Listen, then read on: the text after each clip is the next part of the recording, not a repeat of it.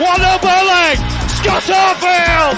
He's been threatening that recently, and all the Burnley players run to the Darwin end. Burnley win the next ball. It's Rory now. On the outside, decent. Barnes! He's got it!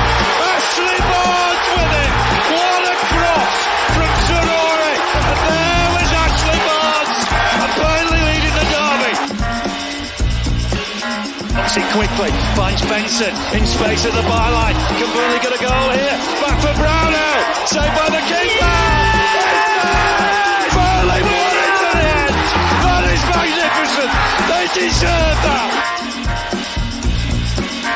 Only by Paul Patella. Off for a hat-trick. He's got it! Hat-trick for Nathan Teller! Oh, he's on fire at the minute! 3-0 Burnley! It's Nathan Teller's day! And Burnley are 3 up here. Fantastic derby. Here's Benson. Can he go on the outside? Comes inside. He's had a shot. Oh, what a goal! Manuel Benson once more! That is top class! Burnley have done it! Fantastic! Clarets deserve the championship title. They've been the best side throughout the campaign. Burnley have won the second tier. What a fantastic achievement. The players have been magnificent.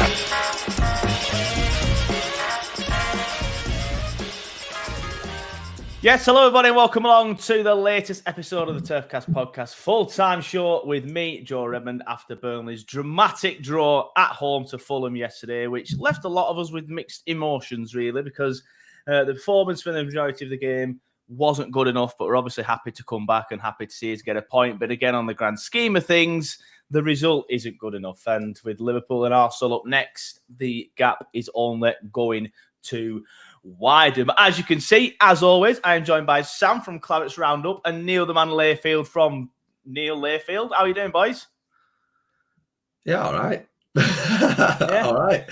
Sam, come on, explain to the listeners and the viewers what's going on with the sling there, mate. What have you done? Dislocated my shoulder, everyone. I'm all right now, but it was throwing my hands up in the air after second Fulham goal.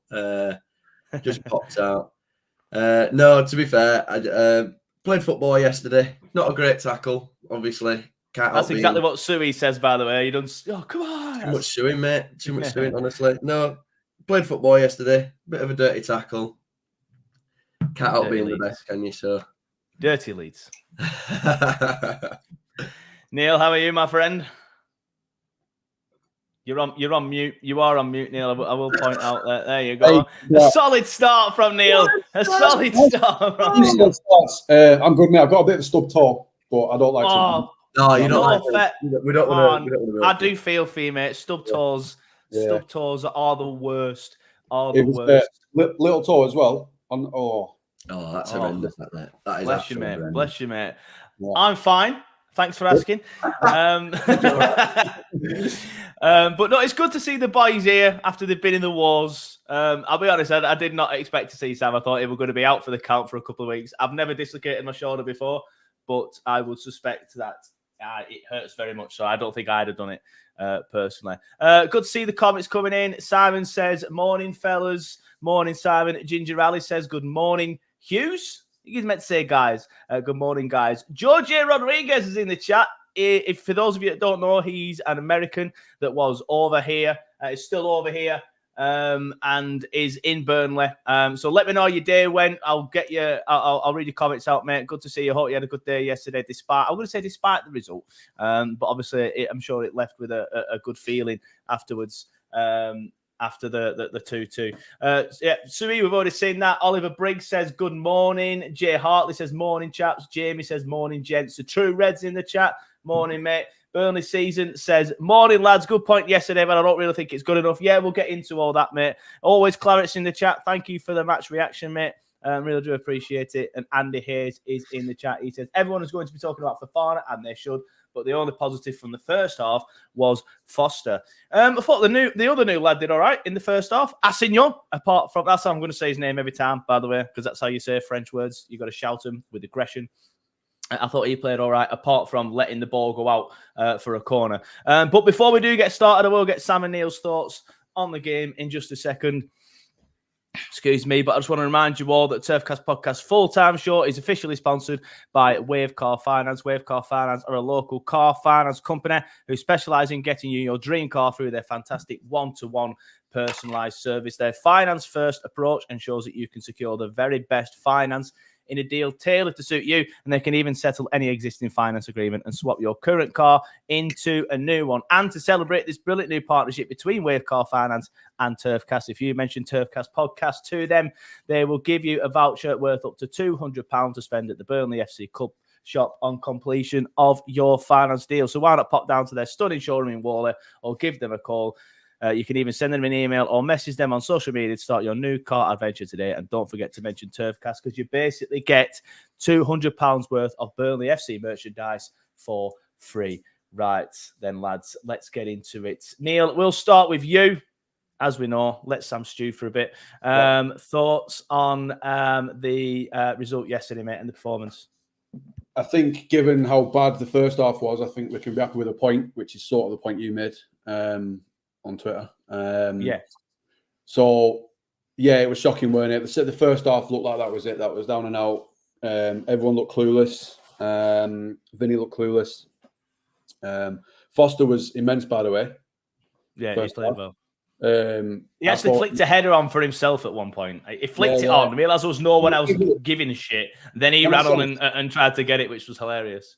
Yeah, when I said everyone looked like they'd given up and didn't have a clue, apart from him, because he looked like he was ready to grab the game by the scruff of the neck and try and do something, and showed, dare I say it, captain qualities. Well, I'm just gonna bring you onto this now. AJ Clarets says, loved seeing Foster lead the halftime huddle on the pitch. Looked like he was the only one with some passion. I obviously saw the halftime huddle from where I was at, but I didn't see who leading it or how it looked. But from what I've seen on Twitter, Foster was the one doing all the talking, whereas Browner was just. I will say about halftime huddles, right? I don't want to sound all Roy Keane, but do that in the changing room. I agree. It's for the cameras. But if someone's leading the huddle there, they've probably led the halftime team talk. Yeah, definitely. So I think Foster showed some real leadership. I think the goals were just abysmal. We've said enough about Trafford, right? And I've criticised him in the past for not coming off his line, but every time he has come off his line, he's been done. So can I please ask him to not come off his line again now? But defensively, it was shambles, and I saw it on social media that it might have been even you, Joe, I can't remember. We have a Premier League Hall of Famer as a manager for centre half, and we look like we don't know what defence is at times. And then second half, I don't know what happened. Just a different team come out the second half, and they actually showed the grit and the passion and the fight that we actually have needed all season. But with the games coming up, a point's not good enough, because that's on paper a winnable game. Fulham are missing a few players. I think if they're already beaten them this season, yeah. Obviously, like you said, Jimenez is missing, Wilson was missing. There's a few at AFCON. Well, so really, that was an opportunity. Given that the next two games we can pretty much guarantee we're getting now from, and we are fast running out of games now in the league, because we've got 2 months, and then it's like we'll probably be down. So it wasn't good to get a point after that performance, but in the grand scheme of things, a point's no good. Don't disagree with any of that, to be honest with you, mate. It's like I said, it's mixed emotions, because you're happy that you've got a point, but in the grand scheme of things, a point isn't. It had to be minimum win yesterday. Yeah. And even with a win yesterday, I can't personally see us getting out of it. The most annoying thing for me is when you see, obviously we'll get onto Kompany starting lineups, because that's the most baffling thing. And we'll probably touch on the transfer window. But Luton were absolutely unreal at Newcastle. And they were supposed to come up and be the Premier League's whipping boys, but they're playing to their strengths, and I don't get why we are so easy to beat. It's so, we make it too easy for the opposition, and technically we were a better team than Luton, so we should be doing that sort of performance. They're doing what everyone thought we would be doing. Yeah, and that's the most frustrating thing, is that we're huffing and puffing away to get a 1-1 draw with Fulham at home, and they nearly won at St James, where we got dominated, and it's just. That made it worse for me. Yeah, I mean, just looking at the league table now before it loads, I think Luton, they're not only out the relegation zone now, they are as high as 16th. Yeah. So Luton are the one that's going for it. But there's some chat here in the chat about the potential of what we're going to need to stay up. We've got 16 games left. I was talking to someone on WhatsApp Messenger the other day. He was saying, "Oh, there's still a chance. You never know." And I'm like, "Mate, there's 16 games left or whatever. We're going to need to win 8 of them or minimum 7 and draw 4. Like, we've won 3 all season. I don't understand how some people are still in there. Oh, you never know. We might turn it round. It's gone, lads and lasses. We're not staying up this season. Now's all about I don't know." Just not embarrassing ourselves for the rest of the season, I think, to be honest with you. But yeah, don't really disagree with any of that, Neil. Keep your comments coming in and we'll get them up on the screen as they can. Yeah, sorry, 50. That's even worse then. It's just not going to happen, is it? We need to win more than half of the games left. But yeah, Sam, your thoughts on yesterday, please, mate? Just not good enough, really, is it, mate? Let's be fair. Like, you can have we've done it all season. Like, we're so different from the team of last year than we were this year. The team of last year, if you have a bad first half performance, you're at 0-0, and we just haven't scored. Like, and then you come out in the second half and you know how to go firing. A bad first half or a bad second half in our terms now is you 2-0 down at half time and you're lucky to get a draw. Yes, second half performance was better, and that's fine, but why do we have to go through 45 minutes of absolute dross in order to get to half time for Kompany to finally rally the players and they finally get going? Why can we never seem to start a game on the front foot and really take a game to a team all the way through? The only team we've done that to this season is Sheffield United, and they are the worst team in the division, closely followed by us. Because we are absolutely awful at the moment. We did so well to come back and make it 2-2, but it is just overshadowed by another shocking first full half.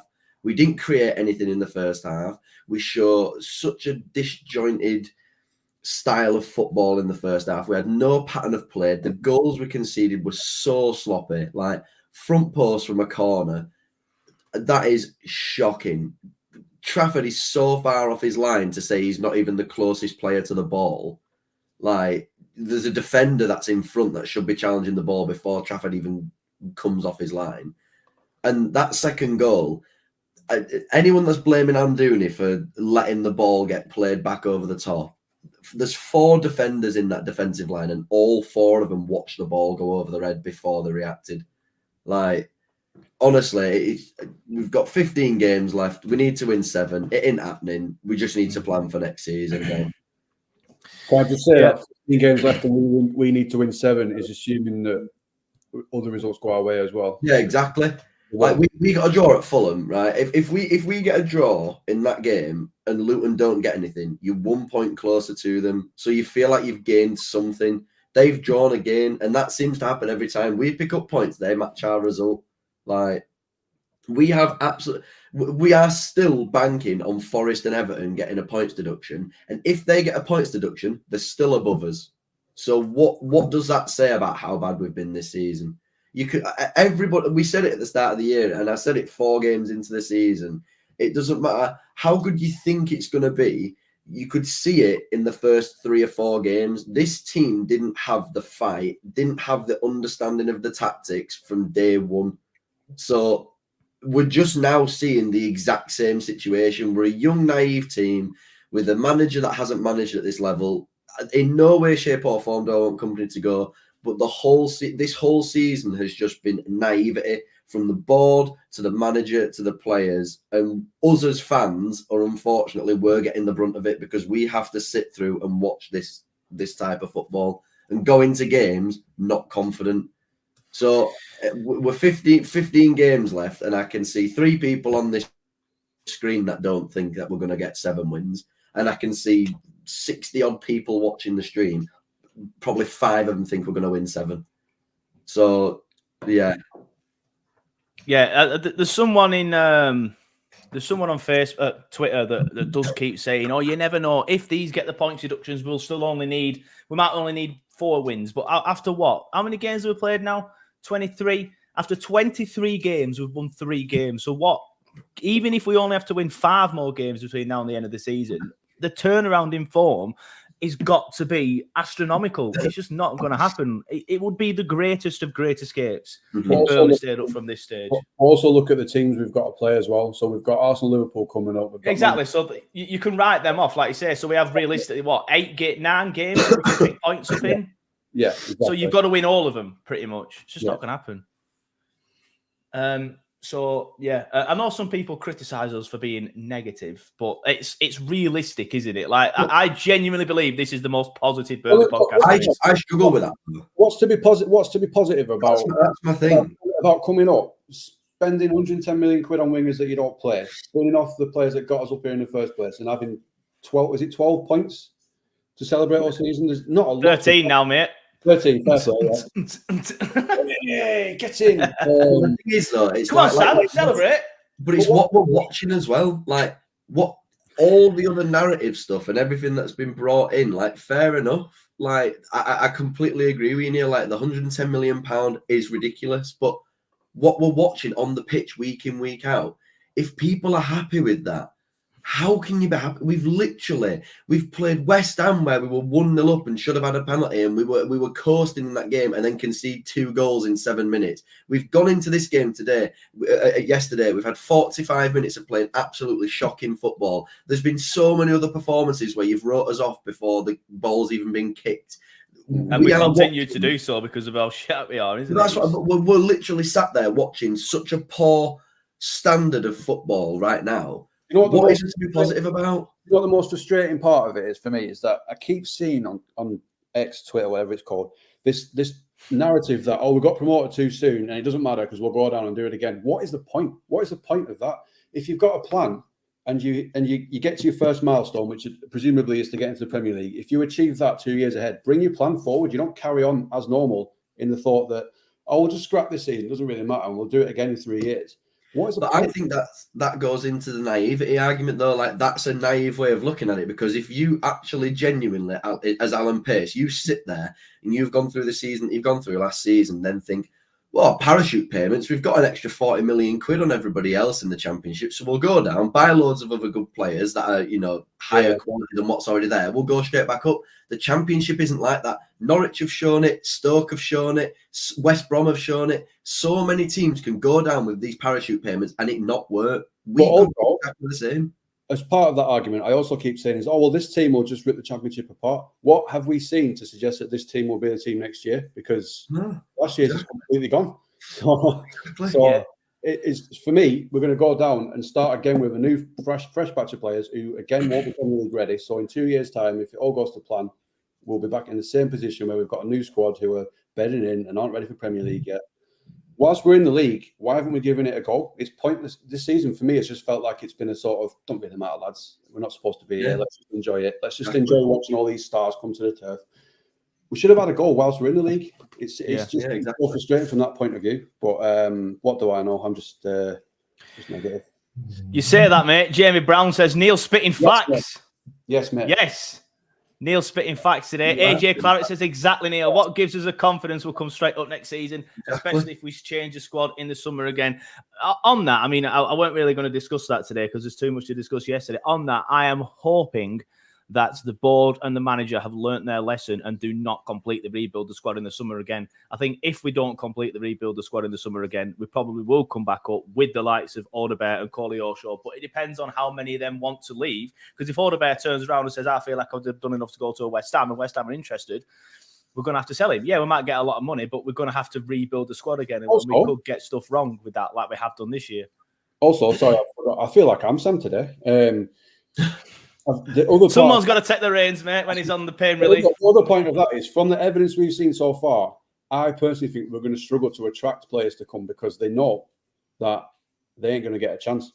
So they're going to come in. Yeah, but to play a devil's advocate, I was talking to my dad about this actually yesterday. You look at Nathan Teller, who's now top of Bundesliga. Burnley was his stepping stone to that. You look at Martson, who's now at Dortmund. Burnley was his stepping stone to that. I'm on about trying to bring players in. So if we get rid of all these next year, like we have to last year's team, trying to bring the talent in, they might think, well, hang on a bit, because I'm going to put all this graft in to get us into the Premier League. You're just going to bin us off.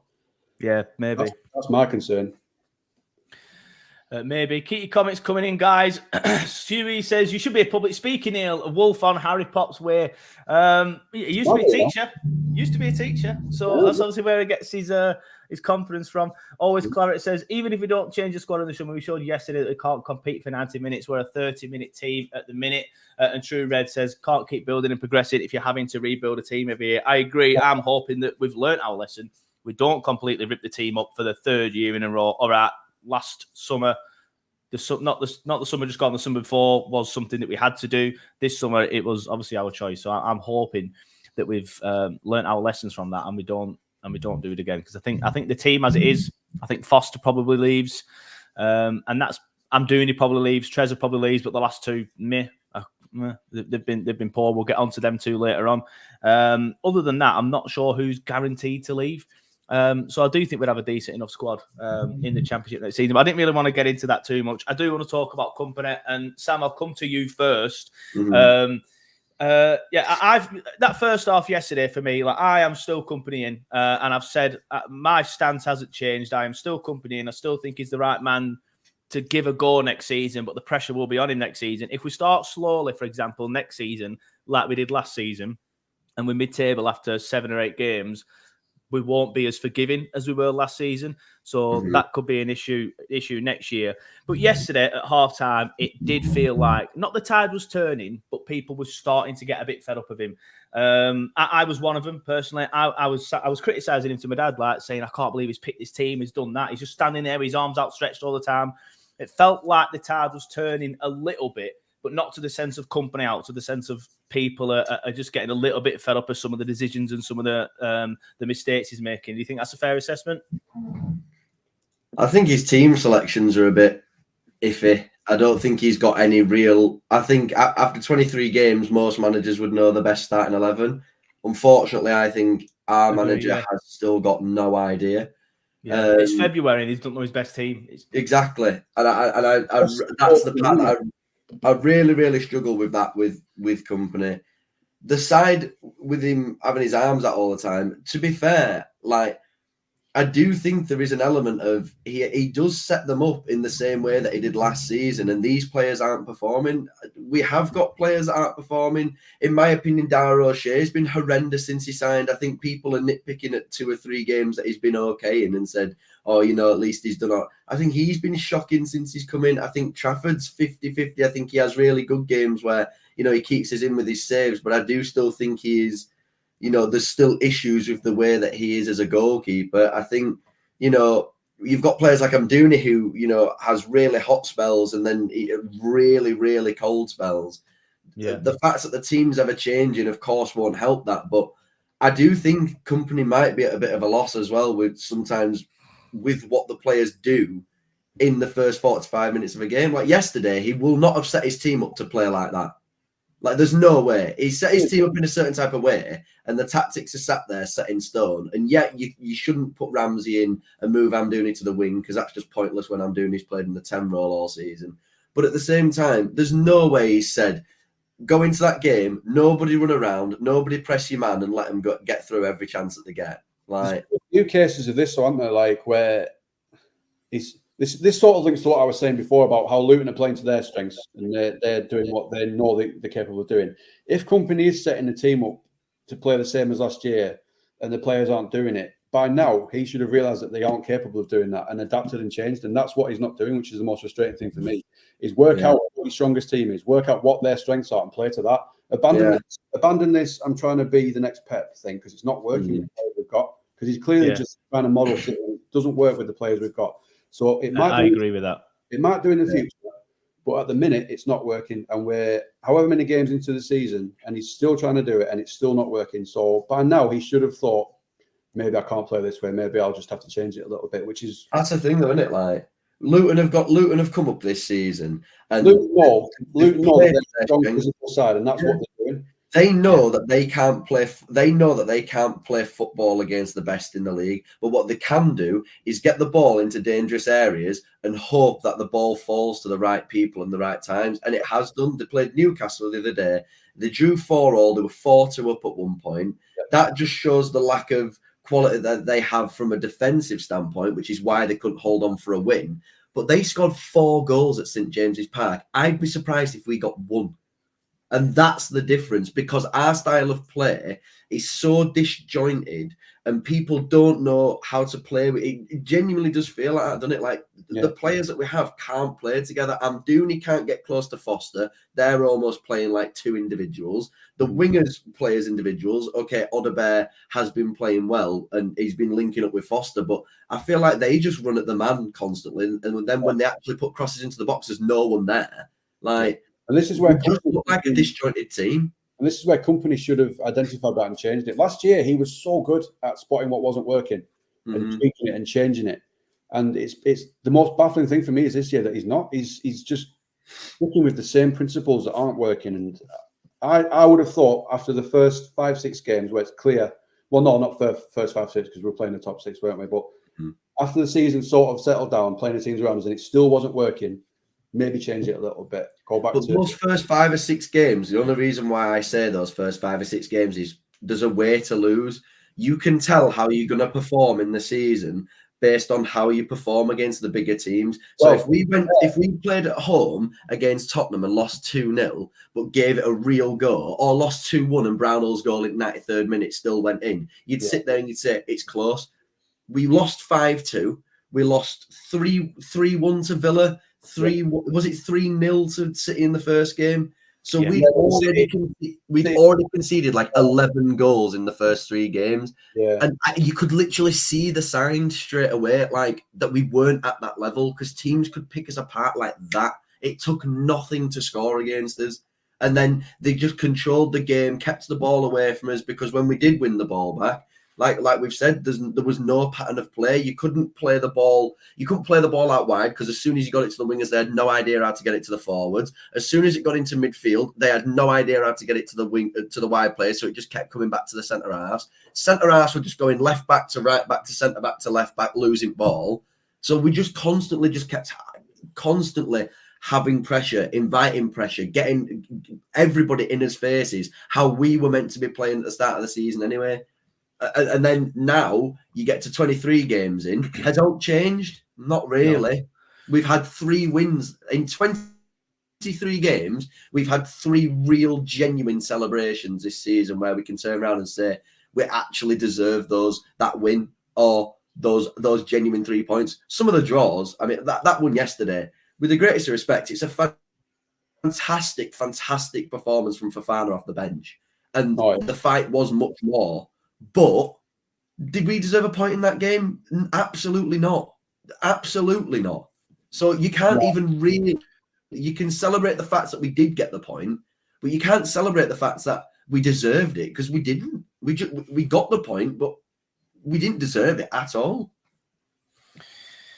Yeah, no, some good points. It's interesting because I agree with that. I remember tweeting at full time saying, how the hell have we pulled that off then? And obviously that's because we were absolutely pumped. Fulham got in behind the defence far too easily, far too many occasions, because the defensive line was too high and the people in the defensive line weren't paying attention and are too slow. And that brings me on nicely to the goals that we conceded. Now, obviously, we can't show them on here. I should really start putting more effort into this and maybe creating some stills that I can just bring them up, but I never do. But the first one, it's a corner. We shit at corners. There's not much more I can say about that, really, other than the fact that what pissed me off about the first one, and Sam, I'll come to you first on this one.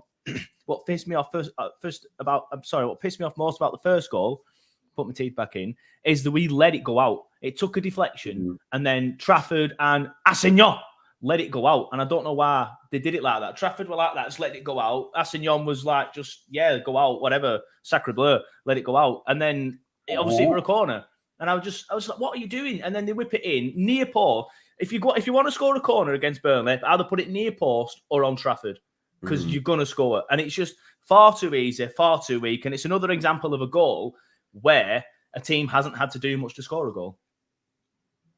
It's like I said when we were explaining the goal, though, mate. Like, the ball comes in, Polina rises at the front stick. There's 2 defenders in front of Trafford that should be going for the ball before Trafford even comes off his line. So Trafford's in no man's land already, trying to get through to get the ball for absolutely no reason. because as soon as Pellegrini wins that header, he's basically heading it into an open net. Yeah. Trafford is nowhere near that ball. So Again. why he's off his line is just sheer madness.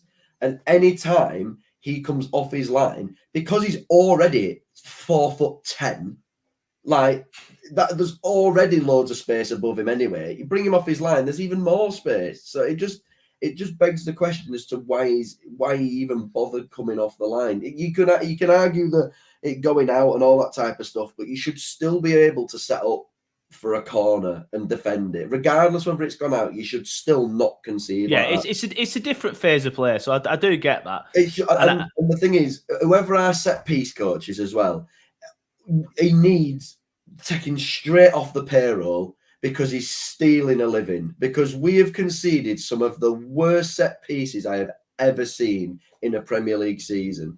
And we're still consistently sitting there and asking him in training to tell them players what to do.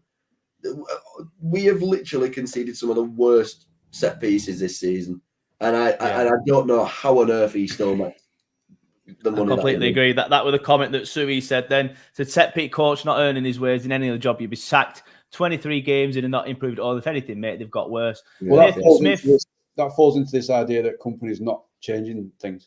Yeah, exactly. It's not just on the pitch, but he's not changing things. Yeah, Nathan Smith, who is a Turfcaster member. You can do that on YouTube. Head over to YouTube and select to become a member of the channel. He says, Trafford is just not strong enough. He gets bullied from corners. There is that aspect to it, but I do think the defenders have got to do more as well. Just to add to that, stronger also, it's not just physically, but also it just needs to be more confident, command his area. And if he commands the defenders they will, because that's always been my argument for putting Muric in, because... Yeah, and I agree. Out of the two, I'd still have Muric, but the debate's just died because, there's no point in having the debate anymore. Well, shot-stopping-wise, they're very similar, but Muric has just got that command and presence that Trafford doesn't at the minute, and that, I think, would go a long way to helping. Yeah, I agree, but it's pointless. It's pointless having that debate. But I agree. Second goal, Neil. I'll come to you first on this one. That was just an absolute catalogue of errors, and I know Sam's already briefly mentioned it, and he was saying like there's no point in criticising who was it, Amdouni or Foster on the halfway line, to which I agree with. But it's just the whole point of it. It's a half-assed attempt from him to win the ball on the halfway line. So then he creates a simple loop over, which then the defender should be dealing with. But you've got Vitinho trotting back, kicking his arse, not paying attention to anything, playing the man on side. Then you've got Ekdal kind of caught out of position. But some may argue that if Vitinho was quicker, he wouldn't be out of position. But his body's the wrong way, so then he's got to turn. And he's probably about as fast as Leon Court is Ekdal. So he's then caught out of position because the ball's over and they're in. And then where the fuck is Trafford? I do not know. He's make a decision, either come out or stay on your line. Well, Ekdal, he's just in no man's land. Yeah, I mean, it is a catalogue of errors. Ekdal's in a bit of a tricky situation there, because if he brings him down, he's off. Mm-hmm. Yeah, 100%, So he can't really do anything there just because of the way his position is and the way that the opposition is over him. So Ekdal, for me, is a little bit blameless in that situation because he literally has got nothing that he could do. Trafford, he does need to make a decision. It goes back to what I said at the start, where can you just please stay on your line now? Because every time he comes off, he gets lobbed. So let's just stay on your line. But I get the point about you can't really blame Amdouni and Foster in that position. But equally, defenders should know that they aren't going to defend and they aren't going to track back. So they should be alert and aware of that. And it just comes back to that naivety in defending, doesn't it? That they're not knowing how each other play, and they're not knowing, like, they should have known that they ain't going to do that. They ain't going to track back, and he isn't going to run with his man. He isn't going to stop that. So I need to make sure that we are, and they didn't, and that's ultimately what cost us. But it was a shocking goal that just summed up Burnley in the Premier League this year for me. That it really did. Yeah, 100%. It was just a catalogue of errors from front to back, mainly the back, which again has been, as you say, Neil, sums up our season because we have been horrendous at the back. Sam, your thoughts on that second goal, please, mate? It's terrible, isn't it, really? Like, it's probably the worst goal I've seen us concede in a while, that one. Yeah, it was shocking. It's just, but it's from nothing. This is my thing. Like, yeah, this is what I'm saying with us. Like, it takes no effort for any team to score against us. If they can let the ball drop in midfield And our argument is, and like I say, it's no disrespect to anybody as well. If you think that I'm doing, he should have got stuck in, fair enough. But the throwing in general was shocking. Like, it's a throw-in. Just throw it to your own man. We're wearing claret and blue. Stop throwing it to a white shirt. Like, it would do in my head in these throw-ins in the game. The ball ends up into the midfield area. It's near the halfway line, right? If Amdouni presses it, you don't have to run at 100 miles an hour all the time trying to win that ball back, because he knows that the Fulham player has his body in the way, so he's not actually going to get the ball. So all he's trying to do is put pressure on, which I actually think Amdouni does. He ends up just kicking the ball just completely up in the air. And our defenders kind of just watch it and watch it and watch it and then go, oh, there's a Fulham striker over there. We should probably start running back. It's like, why does it take you to turn and then spot you should just know instinctively as a defender that you've got a striker who's behind you. You need to keep an eye on them. If the ball goes over the top, try and play him offside. But no, we have 3 players playing him onside. And the second the ball goes over the top, he's gone. And we go, oh, now we'll go get him. Like, it's just, why does everything have to be so slow? It's shambolic defending. You know, Vitinho's absolutely nowhere near it. Yeah. Ekdal, I agree with Neil. There's no he can do in that situation. If he brings him down, it's a red card, and we're already completely out of the game at that point anyway. And but then you've got O'Shea, who's just, I don't even think he's realised that he's just running backwards for the sake of running backwards. I don't even think he knows that a Fulham player's got the ball. I think he's just running backwards. Genuinely, he just turns around and goes, oh, what are we doing, lads? Is there someone? He's a baffling defender. He baffles the life out of me. He's not up with play. He's the furthest defender back. He's nowhere near it. And he's the one who should be next to Ekdal, putting the block in so Ekdal can marshal him away, and O'Shea's there to try and block the ball. But no, O'Shea's trying to play striker. Honestly, mate, I'm bored of this defence. I'm bored of having the same conversations about the same issues that we have. We're so easy to beat. It's just, it's boring. And then we managed to get a draw, and everyone's like, oh, brilliant. We came back and got a point. Well, so did Luton. So we're in the same position as we were before the game kicked off. Doesn't make a difference. And Everton. Yeah, exactly. They managed to get a point. They got a late point. Oh, did they draw, did they? I thought they lost. No, 2-2. Oh, 89th minute, weren't it, I think? Ridiculous. But honestly, like we talk about it all the time, and I love the fact that like we are all on the same page with it. Like, we all instinctively just know that nothing that we're seeing this season is good enough at all. It's just the little niggly voices that you see on Twitter that are like, oh, we could get there. Like, you've been saying that since week 7.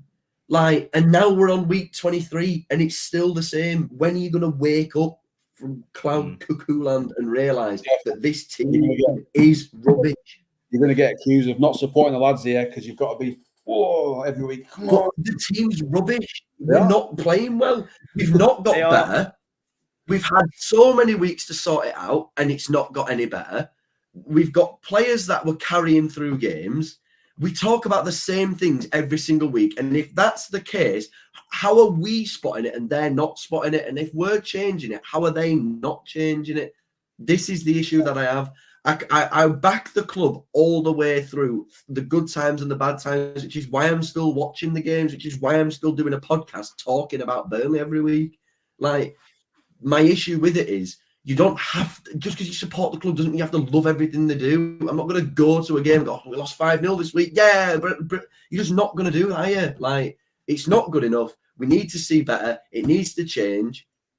Sort it out. Like, it's just ridiculous. Yeah. As you can see, Sam struggles with the people saying that we are negative. But there's what more can you do? What more can you do? I completely agree with you, Sam, to be fair. Obviously it's coming up to 11:15. We'll probably be doing it for about another 15-20 minutes, half an hour. But I just want to say that today's edition of Turfcast is proudly supported by Uphold, who are Burnley's sleeve sponsor for the 23-24 season. Uphold is unveiling something special soon. The limited edition Burnley FC Uphold card. Easily add funds to your card and unlock its perks. Whether you're spending at home or away, the card lets you spend in any currency, anywhere, globally. It's accepted everywhere. MasterCard is without foreign transaction fees and offers competitive exchange rates. For added ease for security, you can even pay with Apple or Google Pay. So Uphold values community, demonstrated by their pledge to donate £5 to Burnley in the community with your first purchase using the card. So secure your spots on the waiting list today at www.uphold.com/BurnleyFC. Terms and conditions apply. Now, people, yeah, you threw me then. Whoever put that comment on, I was mid ad read, and then someone put the drum comment on. That threw me. But yeah, obviously, people, there are some positives to talk about. For all the shite yesterday, there are some positives to talk about, and they were mainly the new lads. Assignon, I thought, played well. Did he get 1 assist or 2? One. Was Odegaard the second one then? Yeah. Yeah. But it was a great cross for the first goal. Obviously, Fofana's at the back. He obviously was brilliant. And before I do get into the positives, actually, I do just want to come away and say something negative again. Vincent's team selection, it just baffles me. It really, really does. Against City, all right, they didn't have to get out of second gear, and people come away from it going, oh, it's only 3-1. It's like, yeah, because if City wanted to beat it 6-0, they'd have beat it 6-0. We gave them easy goals again, just like we do all the time. But Fofana came on in that game, played well.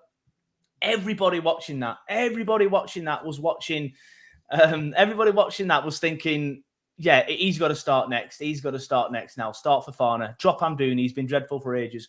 Kompany not only starts Amdouni, who's been dreadful since September, he also brings Ramsey in as well, who's done nothing to warrant getting a start in that. And I just think, why? People were saying, oh, give him a chance. And I do agree, he's a good footballer with a lot of technical ability, but he's just not a footballer we need right now. And I said it in the match reaction, he's a luxury player, and we had too many luxury players on the pitch yesterday. So I don't know why Kompany has then gone, you know what, I'll have Ramsey, Amdouni, and Odegaard all on the pitch at the same time. Like, what are you trying to achieve there? What are you trying to achieve? Just don't make any sense to me. His team selections are baffling, and I know I've gone back a little bit to the Kompany point there, but I just wanted to say that before I go on to the positives about Fofana coming on and doing well, about Assignon playing for 85 minutes and playing very, very well, and Esteve, he came on. Steve, whatever nickname we've given him, I'm a little bit behind on that. But I thought he played very well, and for me, he's already staked a claim for our best defender. Him and Bayer would be my starting two, just based on the 45 minutes I've watched so far. So they're the positives, and obviously the result was a positive. Sam, I'll come to you because you're already chatting a bit. Your thoughts on the three new lads? That Assignon was very, very good. Like, I thought he's the type of player that we've needed. And I think he, like I say, his cross were good, his assist was good, and I thought overall he was quite a positive player. I think Fofana, whilst it is a massive positive, the lingering negative is there is no option to buy. And if he performs well and keeps performing for us, there's no way we bring him in to the Championship next season, because that's Chelsea's plan for him. I was going to say this, I don't fall in love with him because we know what's going on. Like, I already have. He's even got Nathan Teller's number, mate. He's a Nathan Teller regen. Like, enjoy him now, but like, don't expect him to be there next season. It's all part of Chelsea's plan to have him breaking his way into their team. Is sent him on loan to the Bundesliga, didn't work. They already have spoken about, we've seen it all over Twitter about the reason why they chose Burnley as the option is because they thought if he can play in the Premier League and he can play well, it's similar to the Lukaku situation. Like, they sent him on loan to West Brom. He played really well. Okay, fair enough. They ended up selling him to Everton, but he stayed in the Premier League and he got a Premier League move. So it'll be the same for Fofana. But his performance was absolutely fantastic. In 33 minutes, he was easily the best player on the entire pitch all day. He was absolutely fantastic, in the right place at the right time. That's 2 games now where he's got 2 goals and an assist, and he's looked really good off of very little minutes as well. I think he's only played 45 minutes of football for Burnley, and he's still got more stats than half of players that were on pitch. I think he genuinely needs there needs to be a conversation about him starting. Foster again, 100%. he's a real positive. You know, his tenacity and his running around, trying to win the ball back rather than lads was fantastic. Like you said, Esteve, he was really, really good. I think it does beg the question, like, does the team have a lot to take with us into the Championship? Yeah, we do. Like, we have got a good squad to take in. Like, let's say Bayer leaves, we do still have Ekdal. We do still have, Esteve. We still have O'Shea. Luke McNally's on loan. We've got loads of loan players that are out. We've got Scott Twine. We've got Zaruri. We've got Michael Obafemi. They're all players that can come back and play a part. Some of them are having a bit of a better time than others. Obviously, a lot of us have already had our say on Zaruri, so Zaruri could be like a new signing again next season, hopefully. But I'm not necessarily worried about the team that we could go down, down with. But like you say, like, Fofana was fantastic, and some of the performances from the new lads bedded themselves into the team. I thought that was fantastic. We've already signed Esteve on a permanent basis, haven't we? We sorted that before the game. Yeah, the COO, Matt Williams, I can't remember his exact words. I haven't got it up in front of me, but he pretty much confirmed it, with Esteve. But Assignon is dependent on something else. I've been trying to get him on the podcast. Well, I haven't tried this window. We tried to get him on the podcast last summer, but things just didn't happen. Hopefully we get him on soon. Or maybe in the summer, but yeah, I think so. Yeah, I think you are right. I ain't got the quote in front of me. I was trying to find it then, but I think you are right. Well, you can take all of those as positives, like them playing well now and bedding themselves into the first team now will only do us justice next season. When if we do stay up, we've still got the players there that can play a part. If we go down, you'd like to think that they're two players that will come down with us. And then that means that we don't have to buy those positions. We can have Lorenzo at right back, Esteve in centre half. If Bayer stays, which I do think there's a 50-50 with him as well. If Bayer stays, then that's in there. Charlie on left, you'd probably get somebody else at left back. That's a pretty decent back four if we can keep it like that for the Championship. So I think getting Fofana now gives us a good chance of staying up with a striker who can score goals. We just need to fix the other little bits, don't we? But good performance from the new lads. I thought they did really well. Yeah, completely agree. All three new lads, in my opinion, should start against Liverpool and then not be judged. Like, this is what annoys me about Kompany. He'll start them all against Liverpool. They'll all be poor because we're playing Liverpool. Then he'll play them all against Arsenal. They'll all be poor again against Arsenal. And then he'll drop them for who do we play after that? Is it Bournemouth? And then back to the lads that have not been doing enough this season, which is what he did earlier in the season with was it Trezor? Trezor's another debate, but we won't have that one today. Neil, your thoughts on the three new lads? Do you think they've done enough to start against Liverpool? Yeah, certainly Fofana has. Esteve 45 minutes, like you say, it's difficult. I mean, the bar's quite low to judge him against, isn't it, from that defence? So, it's not as clean for me with that one. But yeah, Fofana definitely. I thought he took his goals really well. Just his drive and his hunger and his passion is exactly what we need up there. And I think him and Foster could be a very good partnership. Yeah, I agree. Very, very good partnership, but it's whether Kompany will actually change and play the two up front. His second goal, especially, he took it really, really well because it was going away from him, and he just had that poacher's instinct. He's like just a right place, right time sort of player, isn't he? Fofana. So yeah, I'm very, very happy with his start to life at Burnley. Like you say, he was good against City. So yeah, very happy with him. The other, but yeah, like I say, with Esteve, I know what you're saying, that you've seen enough for that 45 minutes, but the bar is very low based on that game to judge how good someone is. But based off how shite the others are, I would probably start him. Exactly that. It's more that, and someone did say to me on Twitter, like, "Oh, you can't be saying that you were starting Fofana based on 15 minutes against City." It's like, well, it's not just based on the 15 minutes against City; it's based on the 500 minutes in the last 500 few games or whatever it is that I've seen of Amdouna to know that I don't want to watch him again. And it's the same now with, anyone in defence at the minute. Like I said, I would have Esteve and Bayer at the back when both are fit. They're probably not going to be fit. So right now, judging by the fact that he was hooked at halftime yesterday, I would have O'Shea and Esteve probably against Liverpool. Hopefully Bayer's back. I'm not sure how Bayer is or how long his injury is. I can't remember. But just to go back to the point about Esteve signing permanently, I have found the quote, and it's from BBC Sport Lancashire with obviously the Burnley COO Matt Williams, and he says, "We've got the option to sign Lorenz Assignon.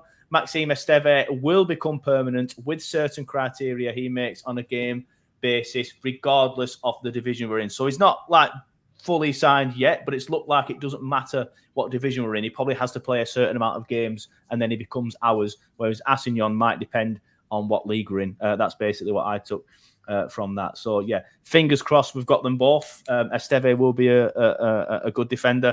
And again, as Sam made a point earlier, even if Bayer leaves, which I know he watches some of the shows. I don't know if he watches the lives. So please don't leave, Jordan.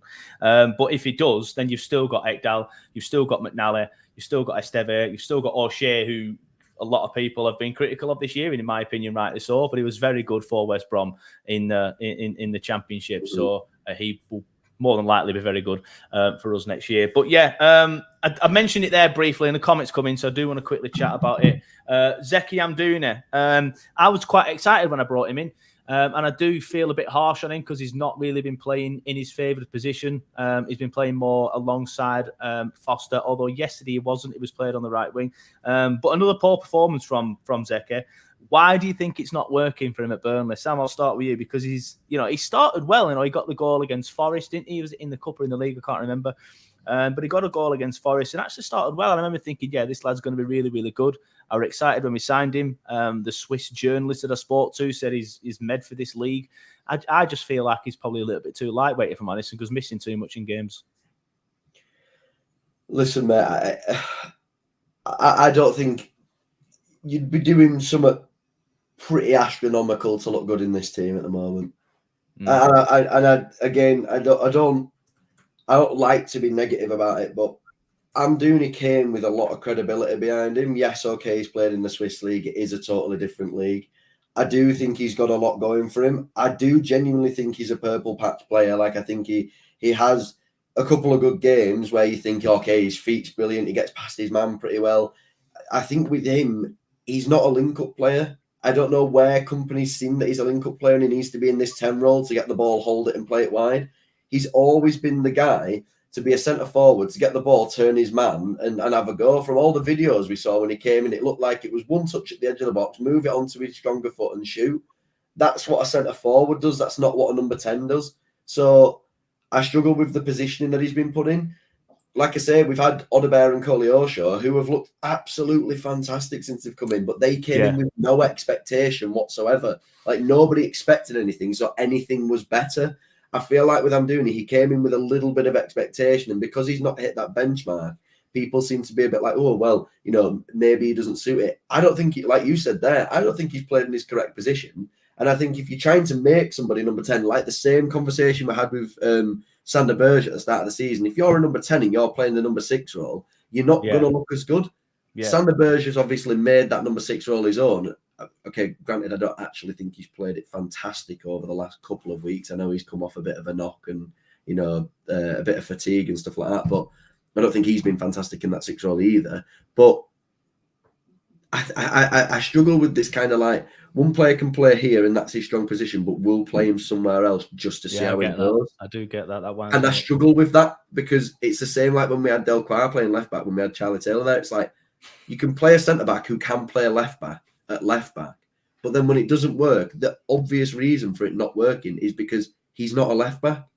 So I'm a bit like, I do see people's point with Amdouni, but I also think there really is a player in there. I just think there's a player in there as a striker, not as a centre attacking midfielder. Yeah, no, I agree with that. But I also do feel like if he's not going to be getting up to the standard that we all thought he was going to be, and he hasn't been great for the last few games, it's probably now time to give him a rest. And hopefully he comes back in later in the season and and shows what he's really made of. We've got a Montpellier fan in the chat, so I just thought I'd highlight that, put it on screen, and give Pierre Rocher, apologies if I've butchered that, mate, a shout out. He says, as a Montpellier fan, I genuinely think Esteve is your man for the solidity at the back. Sorry for my not so good English. Don't worry, mate. We all understood that. And based on yesterday, I agree. He's a good player. So, yeah, big up Montpellier. Hope you do well this season, mate. I have no idea on the French League or how well you're doing. But fingers crossed you're doing well, mate. Owen says, we need Koleosho back, but it's a shame he's injured.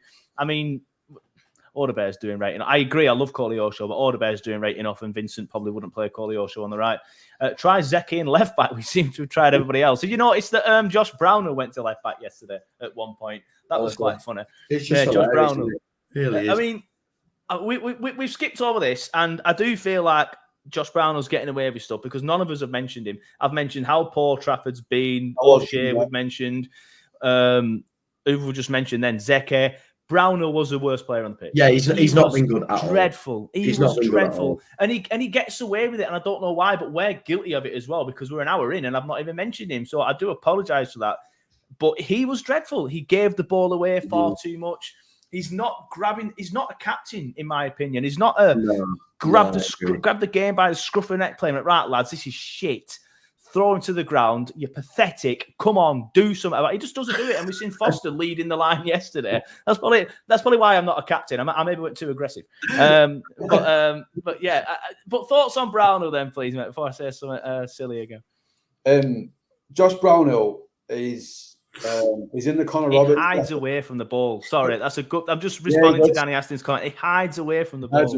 He's in the Connor Roberts bracket for me, where they're not good enough for Premier League. They've had two shots at it now, and they're not good enough. I'd agree with that. Championship is his level, and he's playing at a level that's well above him. But he's hiding. He is hiding. It's like you say. I think he knows that he's struggling at this level, but he's hiding instead of just be like, I mean, he's no worse than anybody else in terms of his quality. But he's been there that long. He should really be showing some leadership in that struggling team. I agree. And he isn't. And he's all right last year when he was giving it the big one because it was all going well, and he was always on camera and always in the middle of all celebrations and stuff. And this year he's not. And not there's been that many celebrations, but you know what I mean. Did play the 10 last season though. Yeah, exactly, and that's the preferred position.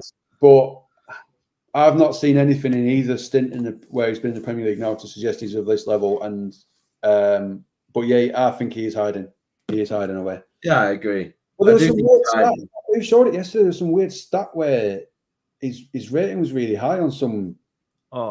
It was that account that's run by a lot of people in London that don't go on the games. He got the highest rating on Who Scored, I think it was, and I have no idea why. Watch a game like that. But they don't even watch it. They just literally go on Who Scored and put the rating up and like, oh, he's the man of the match. Like, no. Things like that, though, they could give him a 99% passing accuracy, but what they won't tell you is that his passes were 2 yards. Exactly, and that's why stats you need to be careful. I mean, I'm just double checking it, but the account did put Brownell up as the man of the. He was genuinely the worst player on the match, on the pitch. He was genuinely the worst player. Yeah, and he's getting away with it. In our defence, though, the reason that it has taken an hour to get onto him is because there's that much that we've got to. Yeah, you've got to wade through everything before you wade through all of it, haven't you? Before you get the crux of the matter, and that is that Josh Brownell is one of our most senior players, and he's hiding away. Yeah, he really I do, like I say, I do struggle. I do struggle with the fact that he was in the championship team of the season in the number 10 role. And then we go into the Premier League, sign a striker, play them in the 10, sign another number 10, but don't play that number 10 until you end up playing him after like 15 games and put him in and move your normal number 10 to right midfield. And Josh Brownell just plays as a 6 or an 8 all season long. And then people keep saying, like I completely agree with you. He is hiding, he's not playing well. But I do struggle with that whole, he played as a 10. He did so well last season. He got the goals. He got the assists. He did play really well, and he helped link up play for us. He did look like a good player, and I thought he'd play as the 10 for us this season. We ended up not bringing in the centre midfielders that we actually wanted to, forcing him to move backwards, where he didn't play well for Dyche either. in a less expansive, less forward-thinking style of football team. He still didn't look good.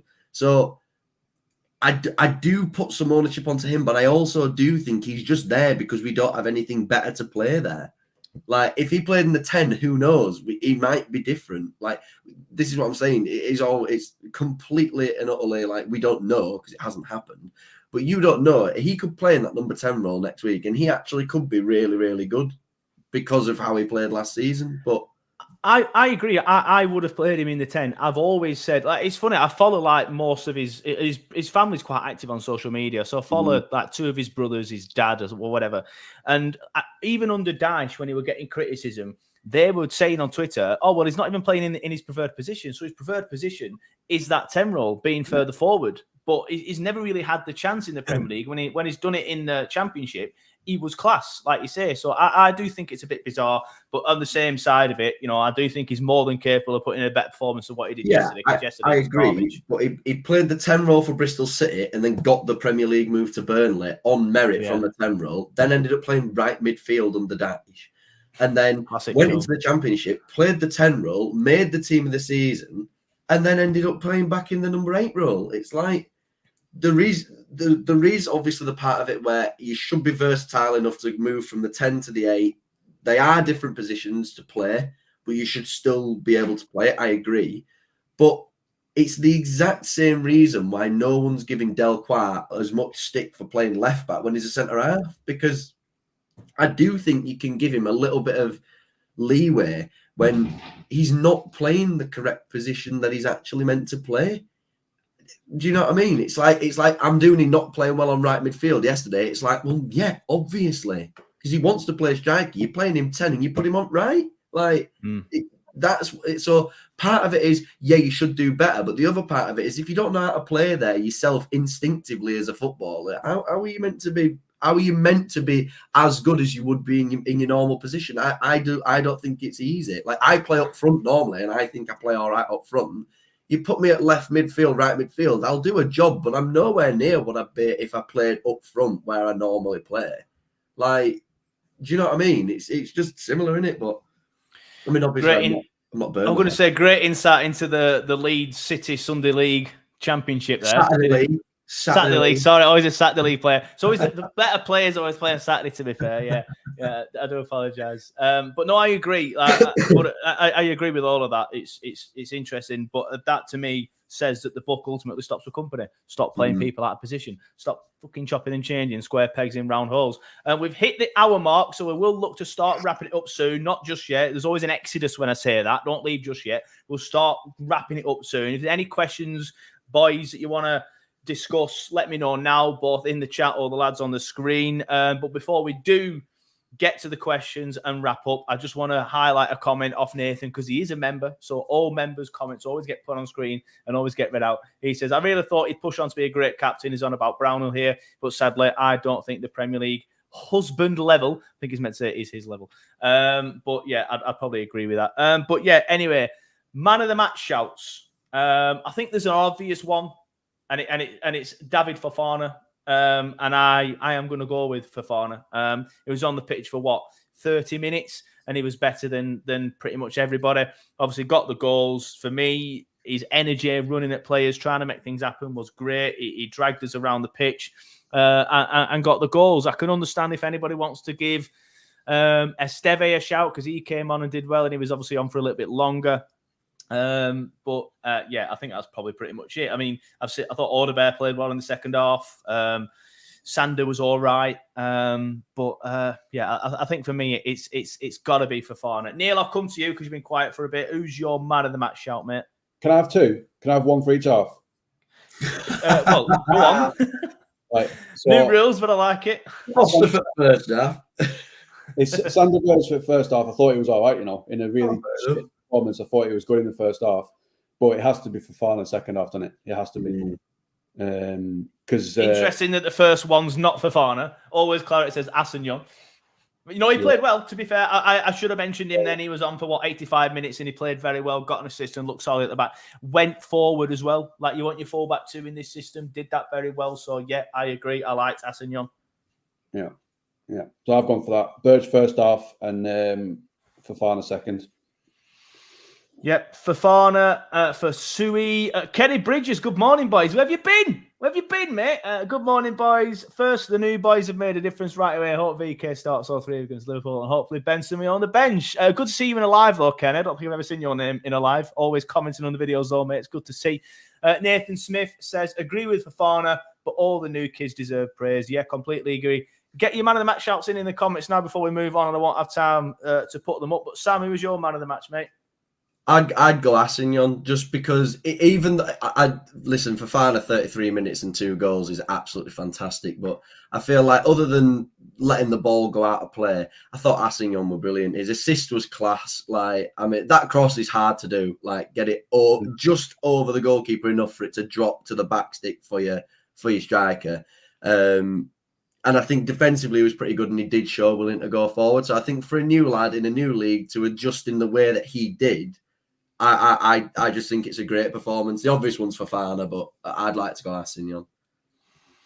Yep, fair enough. Interesting. I like that when we all have different answers. I do like that. Andy Hayes even says Foster. But yeah, Yes, Foster does deserve praise. Yeah. Good job. Yeah, Foster played well. Yeah, well, is there anything else you want to say, boys, or we should start wrapping it up? I'm actually going over to Yorkshire today, Sam. I'm going to Halifax. So we'll have a cup of tea. Yeah, we'll do, mate. I'll bring the fam. You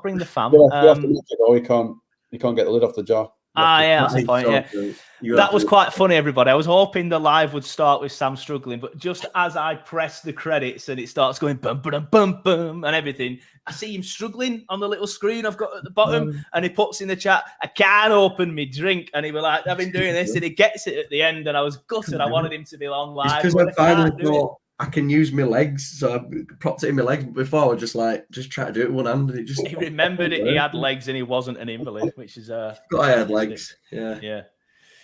True Red says Fofana, he's got energy, got the credit to push. A little bit late with the man of the match shout there, True Red, but I'll bring it in. George, I always choose a different way to pronounce your name, mate. Great time yesterday and a great experience. Sorry, mate, I did ask you to put that in the chat, didn't I? And I remember you putting it up, but we're in the middle of a debate, so I didn't put it up.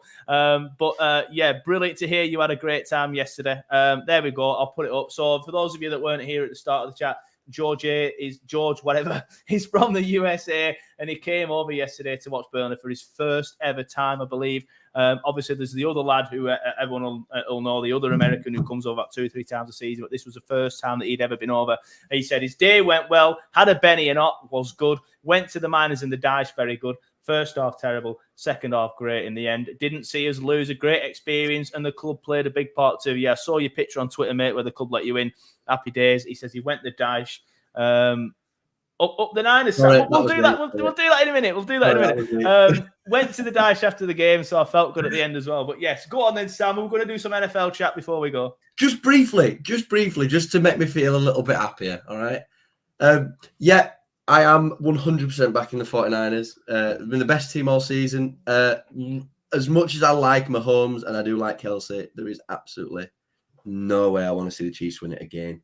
It'd be nice to see somebody else win. And then hopefully next season, the Jets will acquire Mike Evans in free agency. Aaron Rodgers will come back and we'll be absolutely unreal. But yeah, NFL segment done.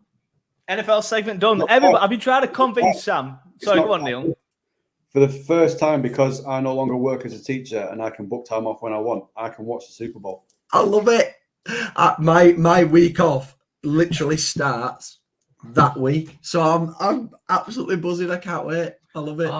You've annoyed the American, Sam. You've annoyed the American. Nobody in America likes the Jets, and I've obviously clearly picked them for a reason, didn't I? But my only thing with that is, like, if they do actually acquire Mike Evans is a very good wide receiver. If they have 2 good wide receivers and Aaron Rodgers comes back from his injury, anything like he was at Green Bay last season, he'll actually be really good, and we could be really good. So yeah, back to Burnley. Sorry. The Montpellier fan, just before we go, the Montpellier fan's in the chat again. He says, Esteve played like 3 games of left back for us and was solid. Not the type of player who is going to cross a lot, though. I presume he's going to be centre back for us, mate. So that shouldn't that shouldn't be too much of a problem for us. But yeah, always Clarets says Super Bowl live stream ? Probably not. It's a Burnley-centric channel. However, I have been trying to jokingly convince Sam to do an NFL podcast or an NFL YouTube channel, and I genuinely think he should do it. And you should start it, Sam, with a Super Bowl live stream. I'll help you do it. I'm not into NFL, but I'll help you do it. Man. You should do an American sport one because you've got. I love NBA, so I'll do that side of stuff. You do NFL. Yeah, you do NBA. I'll do MLB. Sam, you do NFL. We'll all just do an American style podcast. Right, let's do it. Let's start it. Right then, we'll discuss it on the WhatsApp. I'm telling you though, Sam, you need to do the an ball NFL pod. is now officially rolling. Or bouncing for us. Yeah. Yes. Fernandez says, sorry, late arrival. No worries, mate. I'm ending the stream now, so I'll do curling, says Civi. Yeah, we'll get somebody involved. Oh, everyone got it. Listen, we've got fans already. That's it. There's an appetite for this, lads. Mate, you'd have 1,000 subs in no time, and that's when you start getting money off YouTube. So ban him at the bottom. Yeah, ban him. Get him off. Sam looks like I'm doing it. Sam's put more effort into this podcast than I'm doing. He has in a Burnley shirt this season. So get him. Thank you. But no, right. I'm gonna end it because, like I said, I'm going to that Eureka Museum today with fam. So I need to go. Pace and JJ, I need to stop commenting. I'm getting distracted. I'm getting distracted by your comments. But yeah, right. If you were new to the channel or you're late arrival and you want to watch it all back and you've come in late, thanks for the stream, says Sui. Love you, Neil. Again, I've been distracted. But yeah, right. I'm not reading any more comments. No more comments. If you put in a comment in now, it's not going to be read out. I'm ending the stream. When I press the end stream button now, the video becomes a standalone video. You can watch it as you want, whenever you want, at your leisure. For the rest of your life, it stays on the YouTube channel. So you can do that now. And the podcast will be out later today / tomorrow morning for you to listen to the show on your commute. But thanks everybody for watching. Thanks to Sam and Neil for coming on the show. Thanks everybody for watching. Yes, the one in Halifax, mate. I'm pretty sure I'll get there, mate. Was it shut at a certain time or something? Because the missus will be fuming, and I'm saying that quietly because I'm pretty sure she's outside. But yeah, thanks for the show, says Andy. Au revoir, says the Montpellier fan. Love that. Ginger Ali says, great show, guys. Sui says, thanks for the stream. True Red, even though he's a Forest fan or he lives in Burnley, so can't as Burnley, says, love you guys. Take care. Great chat as usual. Thanks everyone for watching. Thanks everyone for listening, and we will see you next time. Au revoir.